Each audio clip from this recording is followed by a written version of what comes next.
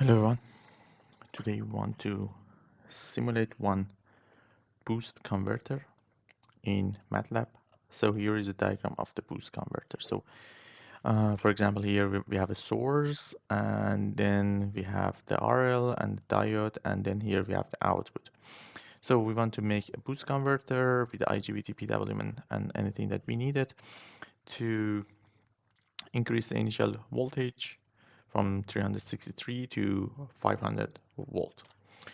So first we need a DC voltage source like this. We just put a DC voltage source from SimSCAP special power system source, and here we can just put this source here. We put 363 volts, so this is input, and we need output of 500 volt. So here we need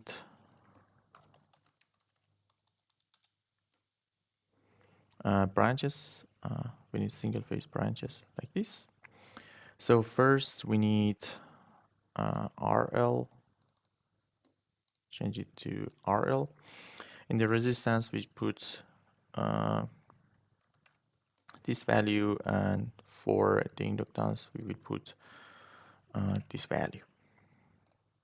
So we have one RL here.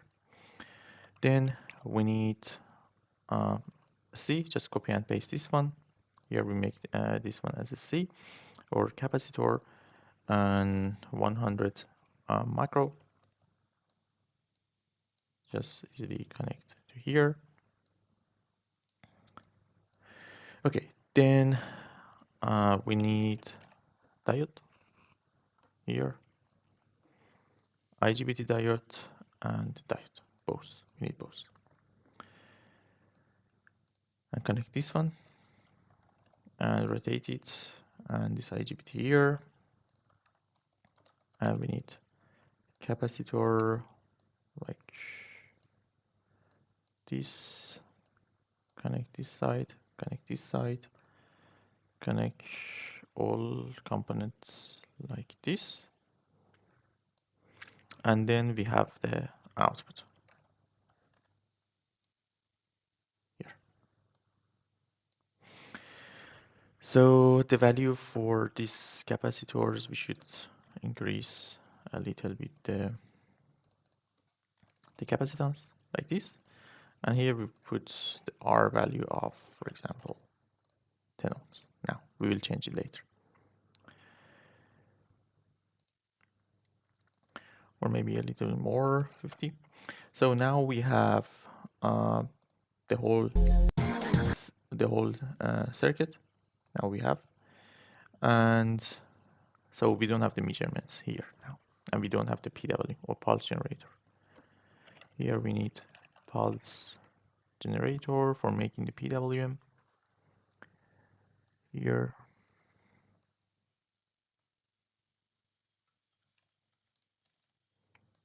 later we'll put the values. Okay, now we need voltage and current measurements.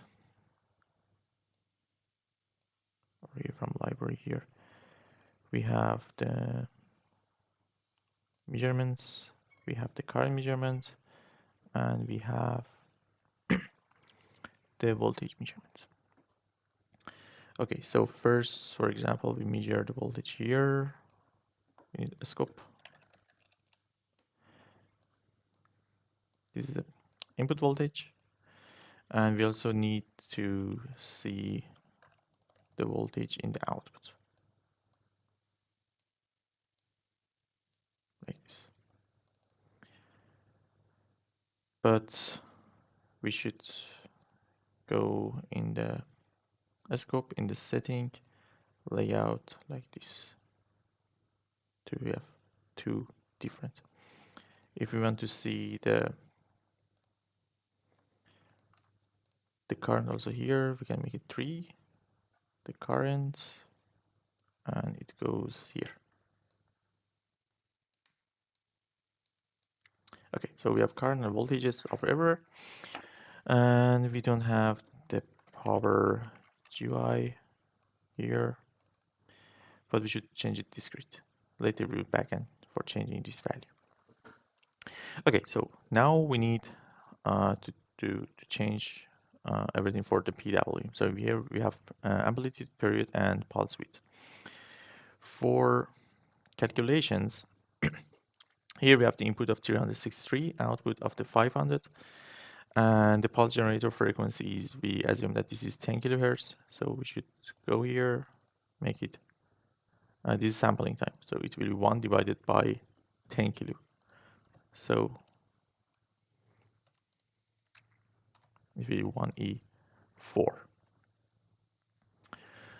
And here, we should go here, and for amplitude same, for period, it should be 1 divided by 10 kilo. And here we have the pulse width. So how we can calculate the pulse width? The pulse width is 1 minus division of the input to output. It will be 0.274 is percentage. It will be 2 like this. But if we run this simulation now, this sampling time is exactly the same to this one. So it's not good. So we should reduce this one. So it should be 1E minus 6. So now if we run the simulation, for example, for 5 seconds,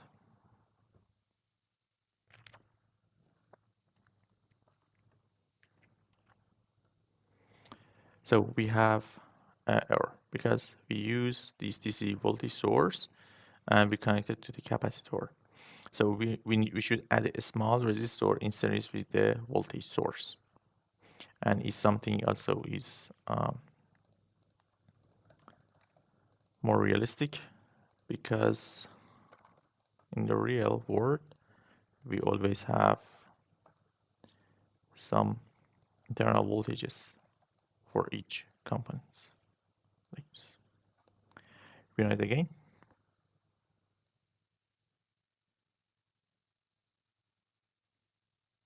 So now we don't have any errors. Wait.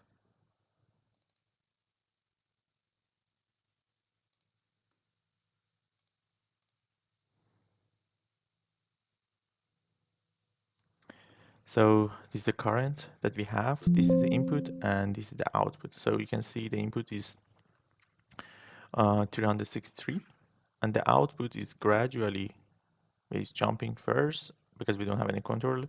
Then we gradually will go around 500. If we zoom,